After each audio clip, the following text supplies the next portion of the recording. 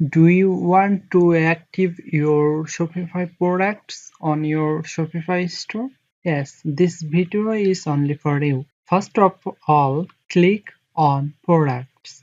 Then you can see here your all of products you have uploaded in your Shopify. Select your product, then you can see here product status. This product is active. Let's see our second product. This product is in draft. Just click here and drop to active. Accept changes. Then save. Your product is active. It is time consuming method, that's why select all products, click on active.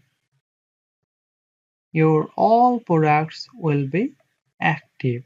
So thanks for watching this video. If you need any help or if you want to create a Shopify site, then you can contact with me.